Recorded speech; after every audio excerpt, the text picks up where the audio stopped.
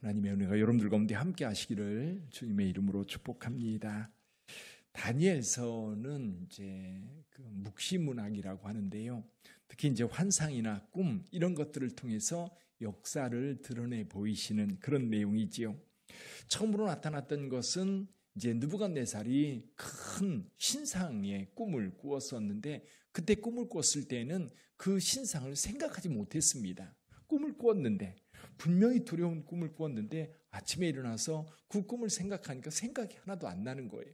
그것 때문에 이제 수사들이라든지 점쟁이라든지 이런 박사들을 다 죽이라고 명했던 적이 있었죠. 근데 다니엘이 그 꿈을 밝혀 보여줍니다. 그래서 이제 느부갓네살이 꾸었던 그 꿈은 이제 머리는 금으로 되어 있고 가슴과 팔은 이제 은으로 되어 있고 배와 넓적다리는 동으로 되어 있고 그 아래는 철로 되어 있고 발은 진흙과 철이 섞여 있었다. 그렇게 말씀을 합니다. 이건 느부갓네살이 자기가 큰 나라를 통치하면서 미래가 어떻게 될까 그런 번민이 있을 때에 하나님께서 그에게 보여주셨던 겁니다. 근데 느부갓네살은 그걸 보면서 하나님께서 역사를 주관하는구나 라고 인정하면서도 또 한편으로 그 신상을 만들어 백성들로 하여금 절하게 만들지요. 그때 하나님의 백성이었던 다니엘의 세 친구가 절하기를 거부했다가 풀무불에 던져지는 그런 일을 겪게 됩니다. 근데 하나님께서 그걸 건져주시죠. 지금 다니엘서를 통해서 계속해서 말씀하는 것이 뭐냐면 역사는 누가 주관한다? 하나님께서 주관하신다. 여러분 느부갓네살 굉장히 강력한 왕입니다. 근데 그 왕이 오늘 본문의 말씀에서 왕위를 잃어버렸다? 7년 동안 사실은 쫓겨나거든요. 역사에서 기원전 569년쯤인가 8년쯤 그쯤에 사실 느부갓네살이 왕위에서 쫓겨나서 한 7년 동안 방황을 합니다. 아마도 그때 정신병에 걸리지 않았을까? 그래서 제정신이 아니어서 이제 왕의 직무를 제대로 수행할 수 없으니까 사람들에게 쫓겨나서 광야에서 들짐승처럼 살았던 때가 있었습니다. 그리고 복귀하고 나서 얼마 안 있다가 죽게 되거든요. 그런 사실이 역사적으로 있었습니다. 근데 그 내용이 오늘 본 말씀에 기록되어 있는 겁니다. 이번에도 느부갓네살이 꿈을 꿨습니다. 꿈을 꿨는데 땅 중앙에 나무가 하나 자라는데 큰 나무가 됩니다. 나무가 얼마나 큰지 그 끝이 하늘에 닿았고 그 나무 밑에는 들짐승들이 거하고 나뭇잎이 무성하고 거기에 과일들이 많이 달려서 천하 만민들이 그것으로 인하여 먹을 수 있고 그리고 그것을 이제 활용할 수 있는 그런 상황이 되었습니다. 새들이 나무에 깃들이고요. 그래서 그 나무는 생명이 있고 그 나무 안에 많은 생명들이 살아갈 수 있는 그런 모습이었습니다. 그래서 이 느부갓네살이 그 꿈을 꾸고 백성들에게 이야기를 했는데 거기 이제 박사들이라든지 이런 사람들이 얘기했는데 능히 해석을 못합니다. 그런데 벨드사살이라고 하는 다니엘을 불러 이야기하니까 다니엘이 그것을 해석해 줬다. 그런 내용입니다. 근데 여기 느부갓네살이 벨드사살에게 자신의 신, 그럼 느부갓네살의 신이 누구예요? 벨입니다. 벨. 벨드사살은 벨의 아들이라고 이름을 지어준 거예요. 벨의 아들. 벨드사살. 근데 이 다니엘이 하나님 앞에 그 특별한 재능이 있고 능력이 있어서 그 꿈을 이야기하니까 다 해석을 해줍니다. 처음에 그 꿈을 들었을 때 다니엘이 깜짝 놀라요. 여기 19절에 보니까 벨드사살이라 이름하는 다니엘이 한동안 놀라며 마음으로 번민하는지라 왕이 그에게 말하여 이르길 벨드사살아 너는 이 꿈과 해석으로 말미암아 번민할 것이 아니니라. 지금 다니엘이 무슨 얘기를 할지 두려워하는 것을 보니까 그 꿈의 어떤 의미들을 느부갓네살이 어느 정도 느끼고 있는 겁니다. 그래서 걱정하지 말고 얘기해라. 그랬더니 다니엘이 이야기합니다. 그 꿈이 느부갓네살의 원수나 그리고 대적에게 이루어지기를 원합니다. 라고 이야기를 합니다.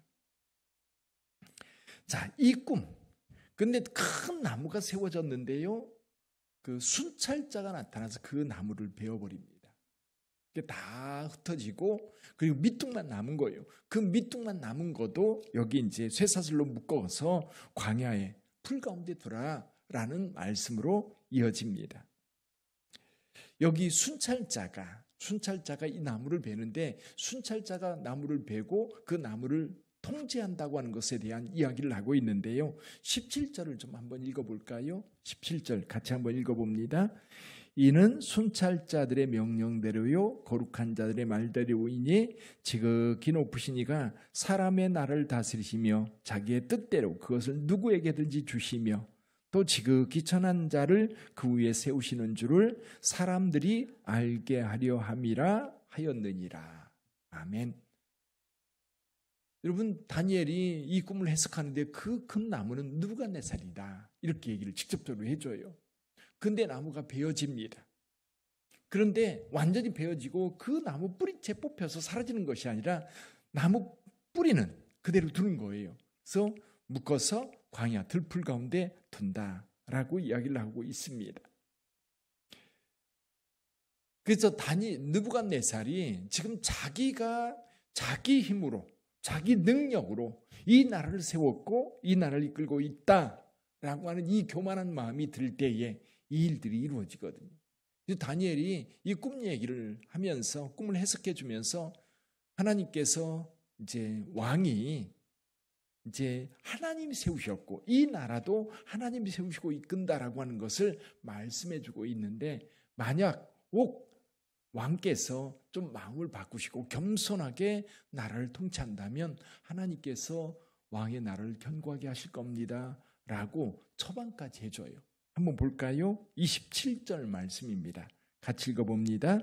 그런즉 왕이여 내가 아뢰는 것을 받으시고 공의를 행함으로 죄를 사하고 가난한 자를 긍휼히 여김으로 죄악을 사하소서. 그리하시면 왕의 평안함이 혹시 장구하리이다 하니라. 다니엘은 알고 있습니다. 하나님께서 역사를 다스린다고 하는 사실을 왕이 깨닫고 그 하나님 앞에 겸손하다면 하나님께서 지켜주실 거라는 겁니다.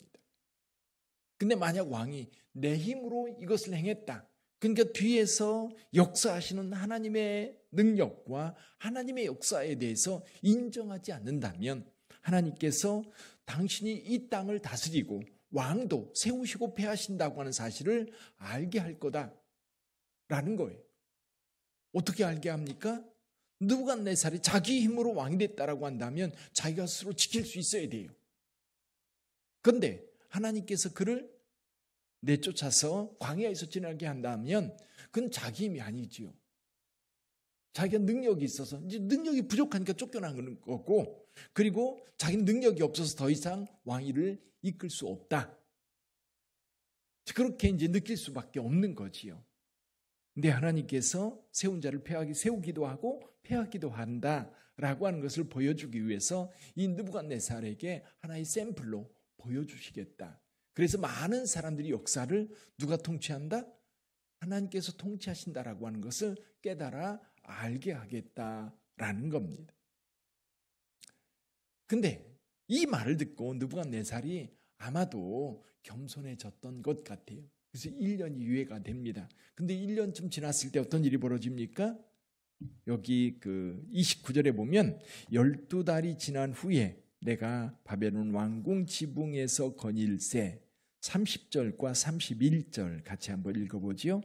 나 왕이 말하여 이르되 이 큰 바벨론은 내가 능력과 권세로 건설하여 나의 도성으로 삼고 이것으로 내 위엄의 영광을 나타낸 것이 아니냐 하였더니 이 말이 아직도 내 왕의 입에 있을 때에 하늘에서 소리가 내려 이르되 느부갓네살 왕아 내가 말하였노니 나라의 왕위가 내게서 떠났느니라. 그리고 이제 광야로 쫓겨납니다. 광야로 쫓겨나 들짐승과 함께 살았는데 그 모습 한번 보세요. 33절 한번 읽어볼까요? 33절 바로 그때에 이 일이 나 느부갓네살에게 응함으로 내가 사람에게 쫓겨나서 소처럼 풀을 먹으며 몸이 하늘 이슬해졌고 머리털이 독수리털과 같이 자랐고 손톱은 새 발톱과 같이 되었더라. 상상이 되시죠? 그 머리털이 정말 독수리 머리털처럼 그리고 발톱 손톱이 깎지 않고 그대로 버려둬가지고 새 발톱같이 되었다. 7년 동안 버려져 있었던 거예요. 광야에서 미친 사람으로 살았던 겁니다. 그러다가 7년 만에 총명이 돌아와요. 언제 돌아옵니까? 34절 한번 볼까요? 34절. 그 기한이 참에 나 느부갓네살이 하늘을 우러러 보았더니 내 총명이 다시 내게로 돌아온지라. 이에 내가 지극히 높으신 이에게 감사하며 영생하시는 이를 찬양하고 경배하였나니 그 권세는 영원한 권세요 그 나라는 대대에 이르리로다. 아멘. 언제 돌아왔습니까? 그 기한이 참에 나 느부갓네살이 하늘을 우러러봤다. 하늘을 우러러봤다. 뭔가 깨달은 거예요. 아, 이게 내 힘이 아니구나. 저 하늘에 있는 분의 역사가 있었구나. 그것을 깨달은 다음에 총명이 돌아왔고 왕위로 복직이 됩니다. 참 아이러니지요. 또 이 강력한 이 바벨론이라고 하는 나라 뿐만 아니라 느부갓네살은 굉장히 강력한 리더십을 가지고 있었던 사람이기 때문에 그가 쫓겨났다? 다시 복직이 됐다? 사실은 쉽지 않은 일이고 있을 수 없는 일입니다. 그런데 역사 속에서 실제로 있었던 사건이에요. 근데 오늘 느부갓네살 이 말씀을 통해서 오늘 우리에게 주시는 메시지는 뭘까요? 물론 이 메시지 분명한 것은 그거예요. 역사를 주관하시는 분은 누구다? 하나님이시다. 요즘 우리나라의 현상을 보면서도 하나님께서 무엇을 이 민족에게 말씀하실까? 그제 어느 분이 그 메시지를 보내왔는데요. 우리나라 부재, 대통령 없지요. 총리 없지요. 부총리 없지요. 국방부 장관 없지요. 전 진짜 나라가 아닙니다. 실제로 내면을 이렇게 들여다보면 지금 이 나라가 정상적으로 운영된다고 하는 그 자체가 정말 이상할 정도로 여러분 정말 좀 끔찍한 상황입니다. 예전 같으면요. 정말 온 나라 전쟁이 나도 벌써 났고요. 문제가 심각한 상황인데도 온 나라 백성들, 국민들 편안해요. 어떻게 될지, 어떻게 이끌어갈지 잘 모르지만 그러나 하나님이 분명히 나라를 지키고 있다는 것만은 확실한 것 같아요.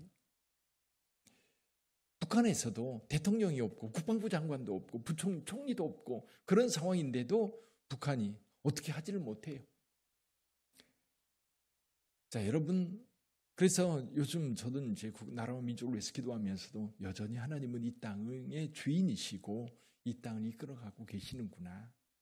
우리는 걱정이 되지만 사실 하나님께서 이 민족을 사랑하세요. 근데 걱정은 그거예요. 정말 이 민족이 하나님을 두려워하고 하나님의 뜻대로 가고 있는가라는 거예요. 여러분, 대한제국 시절 때 나라가 망해갈 때에 기독교가 이 땅에 들어와서 이 땅을 일으켜 세웠고 그리고 오늘날까지 이것을 이끌어오는 그 중심이 그 기독교적 메시지거든요. 선교사들이 심어놨고 또 교회들이 눈물로 하나님 앞에 기도하면서 여기까지 오게 되었던 거거든요. 그걸 버리면 나라도 망합니다. 하나님을 버리면 나라도 망하는 거예요. 느부갓네살이 하나님을 인정하지 않고 내가 했다라고 자기를 드러낼 때에 여러분 자기 자신이 내쫓김 받았던 것과 같이 하나님을 인정하지 않고 하나님을 두려워하지 않고 그들 몇몇 사람들의 리더들에 의해서 나라가 이끌어진다고 그들 마음대로 지금 민주당도 그렇고 여러분 한나라당도 마찬가지예요. 정말 하나님을 두려워하고 그리고 하나님의 뜻이 뭔지 그리고 이 나라를 향한 하나님의 뜻이 뭔지 그리고 이 나라의 비전이 어떤 거지 지금 나라의 현안이 뭔지 이런 부분에 대해서 좀 명확하게 보고 갔으면 좋겠어요. 또 국민들이 그걸 판단하고 정말 이 나라를 이끌 만한 리더들을 좀 뽑아서 세워서 갔으면 좋겠어요.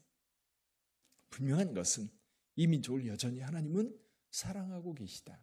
그걸 인정하고 가는 사람들에게 앞날이 하나님의 돌봄 가운데 있을 거예요. 근데 나라만이 아닙니다. 우리 개인도 마찬가지예요. 우리 한 사람 한 사람도 하나님께서 이끄시는 줄 믿습니다. 그래서 예수님께서 뭐라고 말씀하셔요? 여러분 참새도 하나님이 허락하지 않으면 땅에 떨어지지 않는다 했어요. 우리는 머리떡 하나도 희고 검게 할 수 없다라고 이야기를 했어요. 그래요. 저와 여러분들의 삶도 하나님 이끄세요. 그러니까 저와 여러분들이 하나님의 뜻이 뭔가를 깊이 생각하고 하나님의 말씀을 따라갈 때에 우리의 삶이 주의 뜻 안에서 아름다운 열매로 맺어지게 될 줄 믿습니다. 또 한 가지 이 메시지를 통해서 이 말씀을 통해 주신 메시지는 그거예요. 여러분 깨닫고 돌아올 때 회복되는 겁니다. 우리가 멀리 갔어도 거기서 돌이키면 하나님은 언제든지 돌아오게 하셔요. 언제든지 하나님께서 돌아와 하나님 앞에 서도록 이끄시는 분.